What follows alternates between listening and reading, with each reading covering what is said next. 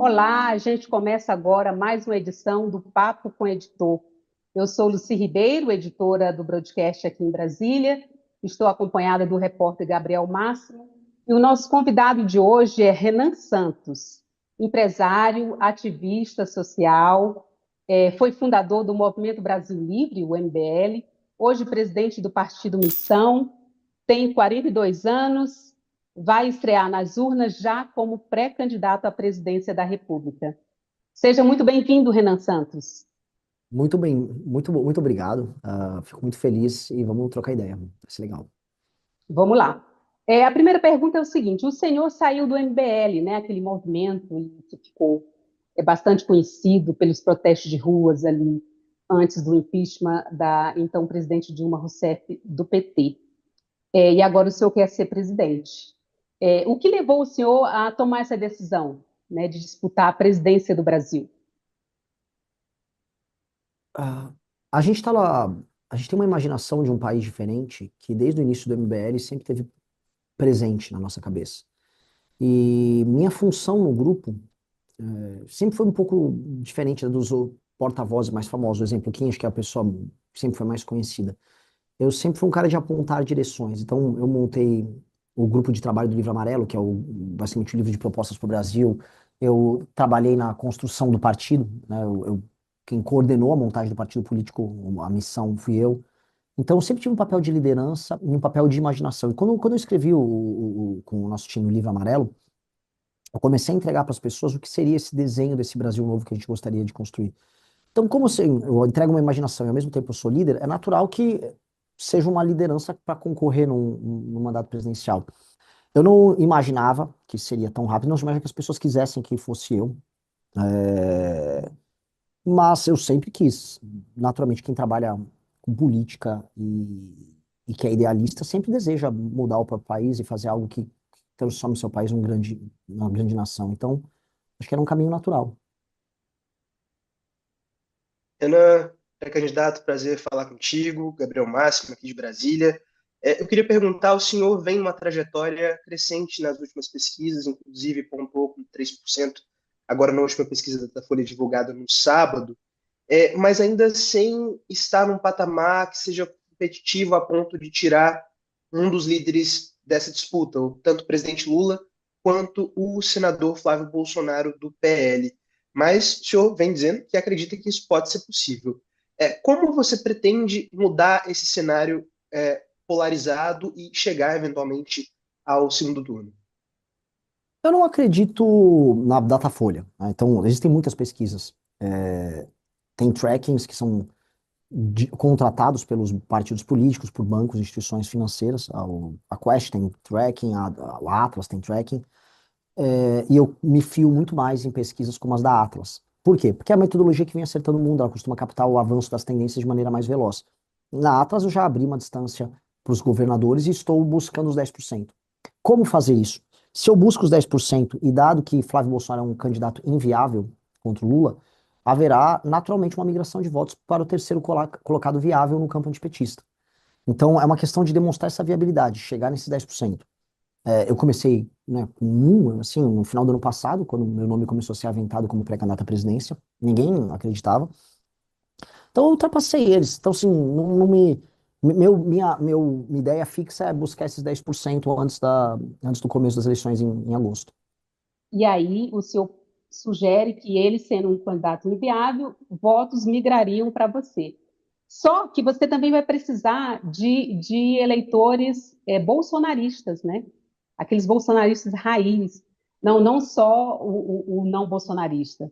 O senhor já chegou a falar que é o único candidato que disse que realmente o ex-presidente Bolsonaro praticou um golpe contra o Brasil. Como é que o senhor vai conquistar esse eleitorado aí, do qual você vai precisar bastante? O próprio eleitor do Bolsonaro, a gente precisa entender isso. Quando eu falo eleitor, a gente tem que separar eleitor antipetista de eleitor bolsonarista. São duas coisas diferentes. Todo bolsonarista é antipetista, mas nem todo antipetista é bolsonarista. Essa é a primeira separação. O eleitor bolsonarista raiz, o famoso tiozão do Zap, não apenas ele acha que o Bolsonaro tentou dar um golpe, a diferença é que ele concorda. Ele só acha que a nomenclatura não é essa. Ele acha que o Bolsonaro estava fazendo uma libertação do Brasil contra o STF e tal. Então ele trabalha com, vamos dizer, ele trabalha com, ele sabe o que eu tô falando. Ele só acha que isso foi positivo. Ele acha que, poxa, que o Bolsonaro deveria ter ido até o fim. Esse eleitor raiz do Bolsonaro não dá mais de 10 a 15% do eleitorado total, mesmo. Não é, né, é uma questão demográfica. E aí existe um eleitor antipetista, especialmente entre os seus 30 a 55 anos, que toma decisões que são racionais e pragmáticas contra o PT. Esse eleitor ele é menos ideologizado no bolsonarismo. Então, esse eleitor dá para buscar. Sobre aquilo que você falou, acho que você está falando de um teto de 25%. Se eu chegar nisso, é que eu não acho que exista esse teto de 25%, mas se eu chegar nisso, eu derrotei o Flávio. Se eu bater 20 e poucos por cento, o Flávio não vai para o segundo turno. Então eu acho que é um processo, e as pessoas, eu volto a colocar, as pessoas vão fazer voto útil, e também existe uma outra coisa que tem que ser colocada em perspectiva na leitura eleitoral, que uma coisa é o número, quem você, diante de uma cédula, de uma pesquisa, você coloca ali, vou votar no fulano porque é o top of mind, é o primeiro nome que vem à cabeça. Ela não mede a adesão. A Atlas costuma medir melhor a adesão. Do tipo, quanto eu estou engajado na campanha desse candidato que eu estou sugerindo o nome. O quão eu estou querendo ajudar, quanto eu estou convertendo pessoas. Nesse sentido, a campanha do Flávio é uma campanha morta. É uma campanha de defesa, não é uma campanha de ataque. Ela não vai avançar sobre os outros eleitorados, ela tem que defender o que ele tem por conta do legado do pai. E esse tipo de campanha costuma perder. Para você vencer, você tem que ter uma energia de expansão. E não é o que está acontecendo ali. E o senhor acha que esse caso Master vai piorar ainda mais a situação do Flávio? Vai, vai. Vai e não só o Master, né? Eu acho que o Flávio ele tem uma gama de histórias mal contadas na gestão do governo do Rio de Janeiro, a relação dele com o Bacelar TH Joias, escândalo no INSS via William Tomás. Agora mesmo começaram a pegar os escândalos de rachadinha do irmão dele, isso vai acabar espirrando nele. O Flávio é muito cheio de encrenca, então é, espera-se, né, que vai acontecer essas coisas nas próximas semanas. Agora, pré-candidato, o senhor tem dito que o seu grande foco, prioridade número um, de um eventual governo seu será a segurança pública. Entre as suas principais propostas está, por exemplo, a possibilidade de colocar cidades controladas pelo crime organizado em estado de defesa e também a aplicação da tese jurídica do direito penal do inimigo, que suspenderia garantias constitucionais para alguns criminosos. E aí, diante disso, eu te pergunto, como o senhor pretende evitar que essas exceções se tornem regra e acabem virando abusos do Estado brasileiro, caso o senhor venha a ser presidente? Delimitação muito clara. Essa lei, como ela prevê uma retirada de direitos e prerrogativas de determinados brasileiros, ela tem que ser muito clara, não pode ser aberta. O maior perigo dela é a interpretação extensiva feita pelo judiciário, vamos ser claros, porque o judiciário vive disso hoje. Então, a letra da lei, né, vamos dizer, a redação de um projeto desse, ela tem que ser muito clara, muito clara. Então, o que delimita o que é uma facção criminosa? O que delimita o que é ocupação territorial? O que delimita o pertencimento nessa facção? Isso tem que ficar muito claro para não haver interpretações extras, porque a interpretação extra vai gerando as derivadas que podem gerar vamos colocar aqui, um abuso, né? E a gente sabe que o judiciário brasileiro é especialista nisso. Então, a redação tem que ser muito clara, não pode haver espaço para tampouco interpretação por parte do judiciário e muito menos de inovação. Porque senão, naturalmente, uma legislação dessas, ela geraria exceções para perseguições políticas, né? Eu me refiro assim, agora vamos enquadrar, entra um governo de direita que vai querer enquadrar o adversário dele de esquerda como organização terrorista. Isso não pode acontecer. Isso não pode, entendeu? Então tem que ser é uma delimitação muito estrita e ela tem que permitir apenas que o Estado possa agir de maneira veloz e intensa com relação a esses membros dessas facções. É bem específico. E assim, só para complementar, esse tipo de legislação existe ao redor do mundo e funciona. Nós não temos, vamos dizer, interpretações extensivas. A gente não tem um judiciário brasileiro, mas o mundo conseguiu resolver essa questão. Não é uma novidade que eu estou propondo. Mas seria uma ideia assim, mais radical para o Brasil, né, Não, pré-candidato? não. Acho que é uma ideia meramente lógica. Olha, se você faz parte de uma organização política, político-terrorista, são essas facções, que vivem através do crime e de atos de violência recorrentes, e cujo pertencimento a essa facção é o seu modo de vida, portanto, cometer crimes contra o Estado brasileiro, negando a lei brasileira permanentemente, inclusive ocupando o território, é sua atividade, veja, o Estado vai ter que combater eles a contento. É como se fosse um invasor estrangeiro. Para a gente entender, o PCC é que eles falam português. Mudem o nome do Comando Vermelho para Red Commando. Aí seria uma entidade anômala gringa instalada no Brasil. O Estado brasileiro ia declarar guerra a ela. Né? E nem era em estado de defesa, que ele está em estado de sítio, e ia botar as forças armadas e as forças policiais para destruir eles. A gente está reconhecendo que eles são essa entidade anômala. Eles mesmos se reconhecem assim. Então, quando há uma ocupação territorial, há uma tomada de legitimidade daquele território por parte deles, que tem um reconhecimento hoje tácito por parte do Estado. Os serviços públicos não chegam a contento nesses lugares. Então, isso pressupõe do Estado que não vai poder tratar uma pessoa que faz isso como um ladrão comum. Vamos supor, um ladrão invadiu a tua casa. É um ladrão. Invadiu a tua casa, a mão armada e roubou um negócio. Ele não é um faccionado. Ele tem que ser muito punido. A meu ver, se ele apontar uma arma pra você, né, ele deveria dessa para uma melhor. Dito isso, o membro da facção é diferente. Esse cara tem que ter direito de defesa. O ladrão que invadiu a tua casa ou invadiu a minha casa. O membro da facção que está ocupando o território, que está fazendo parte de uma estrutura hoje multibilionária que gera terror para as pessoas, este cara, não, assim, ele perde a presunção de inocência, ele não tem direito à progressão de pena, o crime é inafiançável, o Estado pode ser muito veloz, né, na hora de identificar ele. Se está identificado que ele é membro dessa facção, de maneira inequívoca, e aí ele andou numa cidade como São Paulo, que tem um Smart Sampa, foi reconhecido o rosto dele, a polícia pega ele na hora, leva pro presídio. É um regime especial para alguém que está numa situação especial. Isso não é radical, em nenhum termo. Pré-candidato, agora vamos falar um pouquinho de economia. O senhor tem defendido que, se eleito, né, pretende fazer uma série de reformas. Uma delas é a reforma da Previdência. E qual modelo o senhor adotaria, caso fosse eleito? É uma reforma paramétrica. O que eu quero dizer de reforma paramétrica? São sobre os parâmetros que hoje não estão corretos, que envolvem privilégios para o funcionalismo e algumas diferenças de idade para alguns casos especiais. É basicamente isso, é resolver os parâmetros. E estabelecer um gatilho baseado no IBGE para o aumento da idade da aposentadoria. Então, se a idade de sobrevida do brasileiro aumenta-se automaticamente sem precisar fazer uma reforma. É isso. Resolver os parâmetros, porque a última reforma ela foi tão eivada de exceções que ela não foi suficiente, nem de longe. Então, nós precisamos resolver isso. A reforma é um modelo paramétrico. E isso envolveria parâmetros de idade, mas também de serviço público, de serviço privado, como que seria? Com certeza, do serviço público, que o serviço público é o maior beneficiado nas exceções. De longe. Pré-candidato, o senhor também defende uma redução da carga tributária.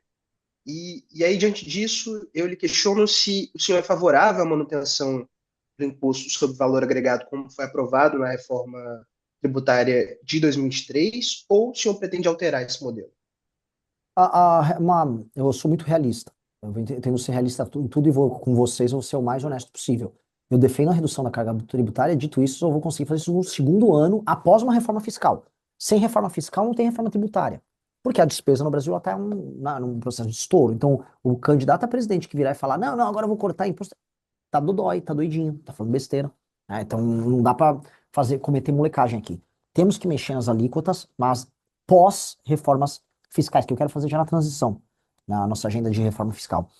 Do ponto de vista da reforma atual, a que passou, os parâmetros dela geraram muitas insatisfações em muitos setores.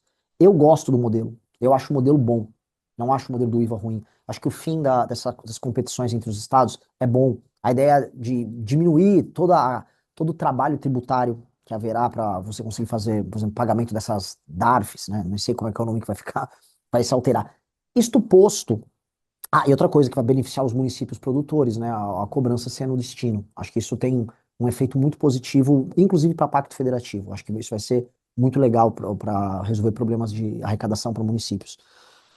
Isso tem tudo mantido. E aí, alguns benefícios setoriais, isso tem que sentar e conversar.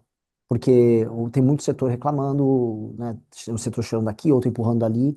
e como houve muito lobby no processo como um todo, você vai ter que corrigir os lobbies que foram feitos. Fora as renúncias setoriais, que também geram muita distorção, que é uma das coisas que nossa reforma fiscal tem que mexer, são essas renúncias setoriais. Então, o senhor está dizendo que pretende rever os benefícios fiscais para alguns setores econômicos, né? Com certeza, com Teria certeza. já em mente quais setores? Olha, você tem aí 2 centenas de bilhões de reais, setores industriais, é, assim, desde setores da nova economia até da velha indústria, você tem benefícios de toda sorte. O mais óbvio, o mais gritante, são os ligados à Zona Franca, né? Só a Honda na Zona Franca de Manaus tem 15 a 16 bilhões de renúncia fiscal ano. Uma empresa tem 15 a 16 bilhões. Esse tipo de coisa, né, respeitando vamos dizer, a- um processo de transição, né, um soft landing, tem que fazer um processo de desmame de modelos fracassados. Então a gente vai ter que fazer um processo de desmame, mas que a curva futura não seja na linha de aumento dessas arrecadações, e sim de queda, né? Então, o que for renúncia fiscal absurda, fraudulenta, tem que ser cortado na hora, e os demais entrar numa curva de queda, começar a fazer transições setoriais. Boa parte daquilo que a gente chamava de indústria automobilística no Brasil vivia através de renúncias, e não funcionou. Saiu agora um mapa dos carros mais consumidos no Brasil. A BYD está dando um baile, né? Chegou agora. Então, claramente, mesmo como modelo, as renúncias não funcionam. A renúncia como modelo econômico tem que ser substituída pelo modelo da competitividade. A gente tem que ter agenda de competitividade. Produzir no Brasil tem que ficar mais barato. Para isso, a energia tem que ser barata, a infraestrutura tem que ser funcional, leis trabalhistas têm que ser previsíveis e mais flexíveis. Se não tiver nada disso, e dinheiro barato, claramente. Se você não tiver nada desses elementos que eu falei, pode dar a renúncia que for, que não vai competir com ninguém. Então, isso faz parte de uma mudança na mentalidade do Estado, que é o que a gente precisa fazer. A gente está fazendo o caminho errado da renúncia fiscal. Se você olhar direito, lá desde o período da Sudene, desde quase 80 anos atrás, a gente está batendo na mesma tecla e está errando. Um misto de protecionismo com renúncia. Isso tem que acabar. Definitivamente tem que acabar. Candidato, o senhor me corrija se eu estiver errado, mas assim, a gente tem lido aí vários perfis sobre o senhor e observado, o senhor tem sido enquadrado como um pré-candidato liberal conservador, né? E tem uma crítica muito recorrente que o campo liberal tem uma dificuldade de traduzir as suas propostas em melhora concreta para aquela população mais pobre, né? Os mais vulneráveis. Como o senhor responderia a essa crítica, né? Do campo liberal não olhar mesmo para o setor mais pobre ali? O que o senhor pensa para essa população?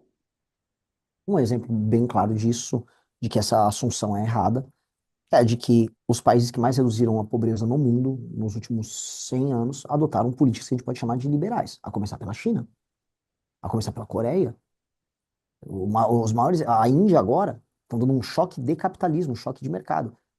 Havia a China do Mao Tse Tung, e depois tem a China do Deng Xiaoping, e agora tem a China do Xi Jinping. São a nova China, a China que está explodindo, é uma China pró-mercado.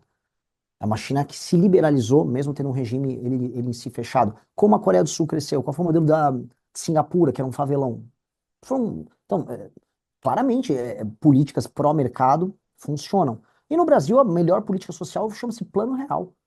Plano Real foi um exemplo de uma política social que mexeu na inflação, ajudou a debelar a fome. Então, eu não acho que essa crítica ela é uma crítica tola que a esquerda que gosta de trabalhar com luta de classes faz, do tipo, eles não estão olhando por vocês. Isso é meio vazio. E aí basta ver que, né, a gente vem adotando um caminho contrário há muito tempo, e o que o Brasil não teve foi aumento da renda per capita. A renda per capita do brasileiro não, assim, está estagnada. E se somar também a produtividade do brasileiro, que também ela diminuiu quando comparado com os seus competidores no mundo, mostra que o brasileiro perante o mundo empobreceu e perante a si próprio, perante os seus pares, continua na mesma porcaria. Então, adotar o caminho atual que é o erro. O senhor mexeria no Bolsa Família? Lógico, tem que mexer. Um país, Como? uma região Nordeste que tem 40% dos domicílios no Bolsa Família é claramente um lugar que está doente. Então a gente tem que partir do diagnóstico.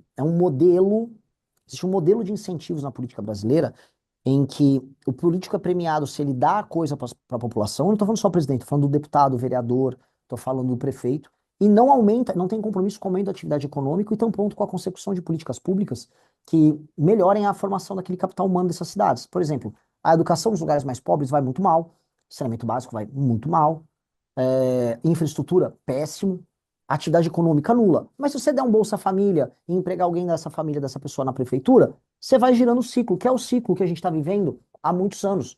E é um ciclo que pode até ter, o PT pode ter criado isso no primeiro mandato do Lula, mas quem turbinou agora foi o Centrão.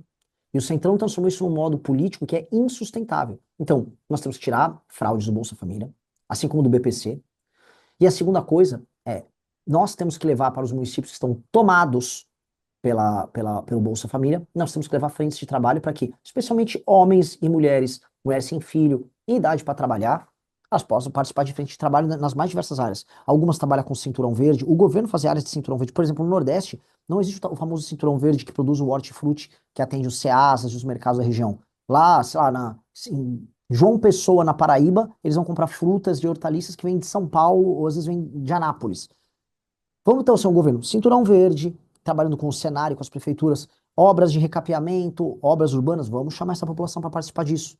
Isso é necessário até para devolver a autoestima de pessoas que estão sem trabalhar há muito tempo. Tem lugares no Brasil que não tem atividade econômica. E o problema, a questão do Bolsa Família é uma questão muito complexa, porque você fala, ah, não, tem que tirar, corta. Tá, mas se você corta isso num município em que não há atividade econômica, as pessoas vão morrer de fome.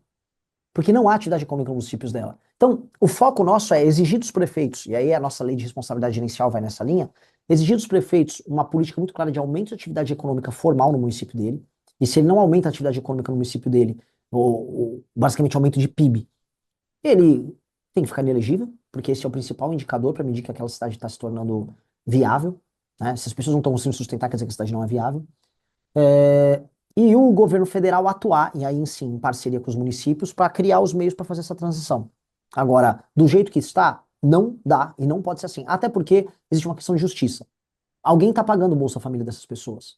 E, em geral, dado o modelo de carga tributária que nós temos, é outra pessoa pobre em outro lugar. Então, a pessoa que está no Bolsa Família, ela está sendo sustentada por um entregador aqui em São Paulo, ou em Brasília, ou em Salvador, ou um pequeno comerciante, ou uma mulher que é dona de casa, mas cozinha para fora e declara, e essa pessoa está pagando o Bolsa Família. Isso é essencialmente injusto.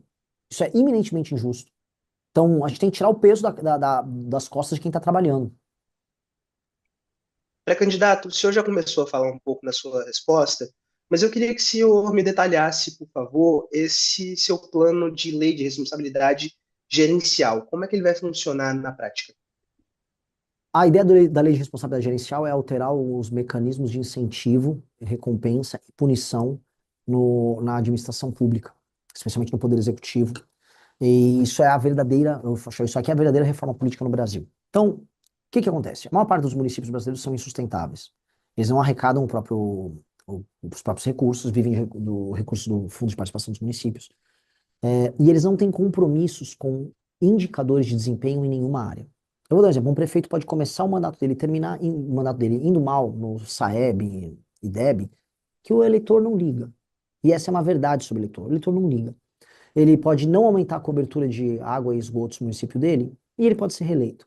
Ele pode ter uma fila nas UBSs, ou nem construir uma UBS, ou botar um apaniguado para trabalhar lá na UBS, e ninguém liga. A taxa de reeleição nos municípios mais pobres é extremamente alta. Então, como é que pode um município que não apresenta, vamos dizer, métricas de desempenho favoráveis, apresentar uma alta taxa de reeleição dos prefeitos? É porque são os lugares onde há a compra de voto no Brasil. Isso precisa ser entendido dessa maneira. A compra de voto, a política de cooptação, o uso da máquina da prefeitura para cooptar as pessoas, e as pessoas são muito pobres, né? Então, como elas dependem do Estado, nesses municípios, isso gera um sistema de incentivo para que políticos ruins cresçam, porque são políticos baseados na cooptação do eleitor.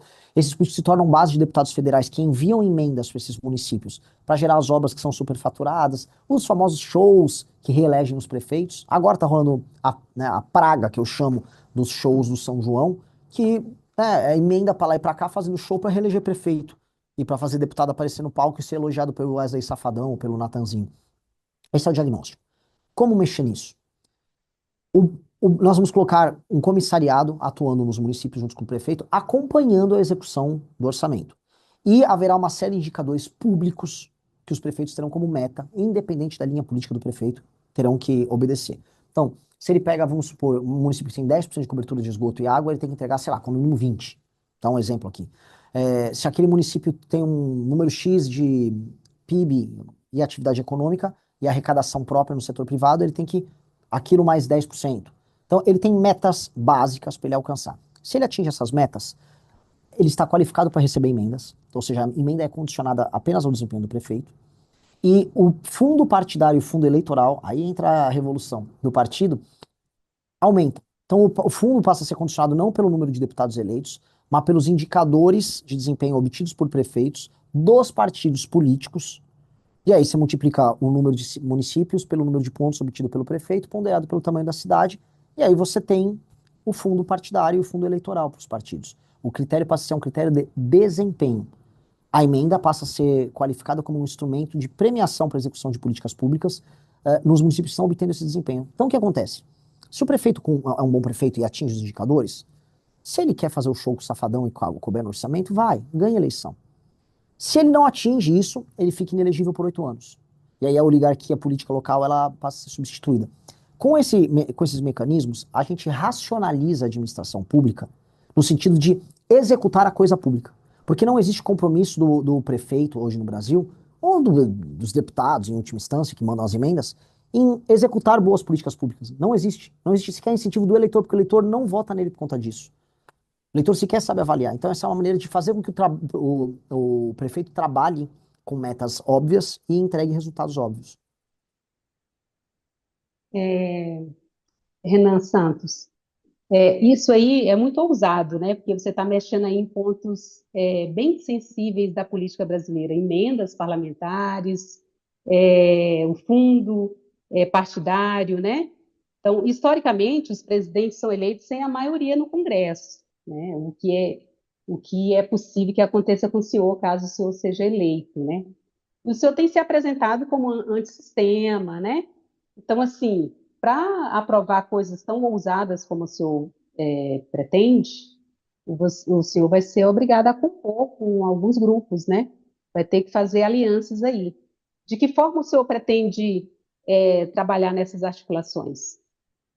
Eu pretendo fazer uma maioria precária. Quando eu chamo de maioria precária, é uma maioria tênue para aprovação de projetos de lei, fazendo uma composição com partidos que topem entrar no meu governo através da nossa agenda. A agenda que ganhou na urna é a agenda que ele vai assinar publicamente, ó, estou me comprometendo a fazer, se eu vou atuar, vamos supor, na área de segurança, que segurança é muito estratégica, eu não delegaria para alguém, mas na área de saúde, quero trabalhar então com você. Você quer? Não é para administrar Funasa, não é para gastar emenda fazendo supostos hospitais em superfaturado. Não, é para executar esta política de metas com a gente e não é nada porteira fechada. Não existe, por exemplo, os quadros técnicos de todos os ministérios vão ser nomeados pela nova gestão. A gente vai fazer uma reforma de RH gigante no governo. A gente tem que trazer gente adaptada aos sistemas de meta na gestão pública e que trabalhe com tecnologia. Hoje a IA vai fazer uma revolução na saúde. O partido se comprometeu, quer colocar um gestor para participar do ministério conosco, para executar essas políticas públicas que ganharam a eleição? Bem-vindo, bem-vindo. Então eu quero ter uma maioria tênue para fazer projetos de lei, e para PECs que serão necessárias, aí o governo federal tem que entrar por convencimento para formar a maioria geral. Agora, o modelo atual de cooptação não dá. Não dá, não dá e não será feito.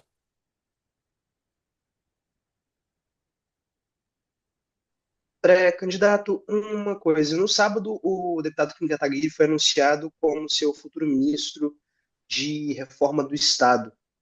Vai funcionar ali como um superministério, como ele mesmo disse, com interlocução com Casa Civil, outras pastas de um eventual futuro governo seu. E aí eu queria lhe perguntar se já há outros nomes para a equipe econômica e se o senhor pretende manter o formato atual de vários ministérios dessa equipe econômica, Fazenda, Indústria e Comércio, Planejamento, ou se vai aglutinar tudo em um superministério, como foi, por exemplo, o Ministério da Economia do governo Bolsonaro. Eu jamais mudaria o nome de ministérios tradicionais, tá? Ministério da Fazenda tem que ser Ministério da Fazenda, porque historicamente é Ministério da Fazenda. Mas o superministério do Kim é um ministério transversal. Alguns serão agregados à pasta dele, claramente. Mas tem que haver uma transversalidade, porque a ideia é ele participar, por exemplo, de elementos de gestão e profissionalização de todos os ministérios. Então, quando a gente fala Ministério da Reforma do Estado, ela passa, antes de tudo, por reformar, inclusive, a máquina do Poder Executivo, que é uma retomada da capacidade de ação do Poder Executivo. É um gigantesco trabalho de RH também e um trabalho de tecnologia. Então, uma reforma que ela é planejada pela Fazenda e pelo planejamento, mas que envolve trabalho, a articulação disso passa por esse superministério, que é transformar, eu falei isso na entrevista, é transformar o Palácio do Planalto, inclusive, numa espécie de uma startup. Você tem que ter um time menor, altamente talentoso, cuidando do que interessa. E aí os ministérios, alguns podem se fundir e ficar ali, mas o que é, por exemplo, o ministro da Fazenda, ele será o ministro da Fazenda, haverá o ministro da Fazenda. Ele terá um trabalho em conjunto com essas reformas do Estado, porque hoje no Brasil, cuidar de economia, em grande medida, cuidar de questões de Estado, né? Nossa economia é altamente dependente do Estado e da política, infelizmente. Então, esse elemento transversal, que vai passar por vários ministérios, é o elemento que caracteriza esse superministério. E já tem nomes para alguns desses ministérios, além do deputado Kim? A gente vai apresentar nas próximas semanas. A gente está conversando aqui. Assim, vamos ser claro, não só a imprensa, mas todos os setores que importam estão agora querendo conversar com a gente, mas não estavam há meses atrás, natural. Então, agora a gente está conseguindo firmar o pé para começar a terminar de convencer as pessoas que a gente gostaria que estivesse conosco. É basicamente isso. As pessoas tinham medo, Pré-candidato, né? Porque hoje, desculpa, a nossa pode posição política é uma continuar. posição muito difícil, porque a gente arruma briga com os dois lados e também com o judiciário. Então, é uma pessoa para ela se colocar ao nosso lado publicamente, ela tem medo, né? Ela sabe que ela vai sofrer retaliações de toda ordem. Os dois lados é o petismo e o bolsonarismo. E falando de convencimento, a gente observa que o senhor tem uma boa entrada aí com o eleitorado jovem, né?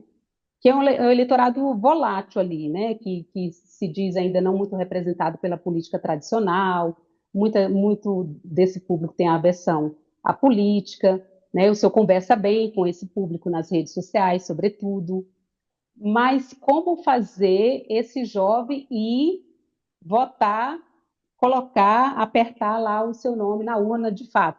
Porque uma coisa é o debate, né? É esse engajamento aí nas redes, outra coisa é o voto em si. Qual a sua estratégia?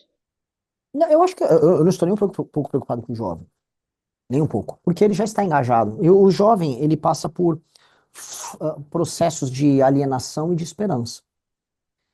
Agora é um processo de esperança entre os jovens. Quem está alienado e quem está desesperançoso são as pessoas mais velhas. As pessoas mais velhas, a esquerda, viram que o governo Lula foi fraco. Essa é a real. Ninguém está motivado em fazer campanha pro Lula. E o bolsonarismo morreu. Ainda mais um candidato como Flávio.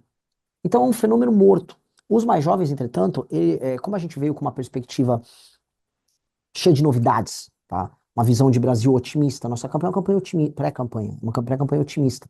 Por ser uma pré-campanha otimista, isso agrega essa energia dos jovens. E eles estão fazendo uma pré-campanha colossal para mim. Então, não vejo problema. Inclusive, a conversão deles, isso não me preocupa.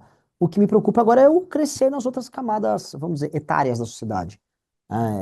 Que esses estão desesperançosos, esses não estão falando de política agora, esses estão se alienando agora na Copa. Seria o público 50 mais, 60 mais? 60 mais está muito alienado, por várias razões. Não tem um horizonte político mais para essas pessoas. Essas pessoas cometeram um engajamento ao longo dos últimos anos, tanto para o Lula quanto pro Jair, muito forte, e deu errado.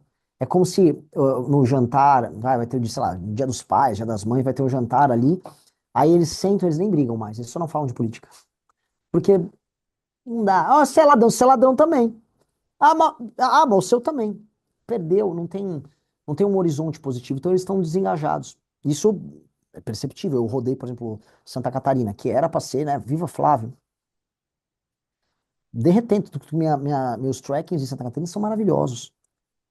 O que Então, dizem? hã?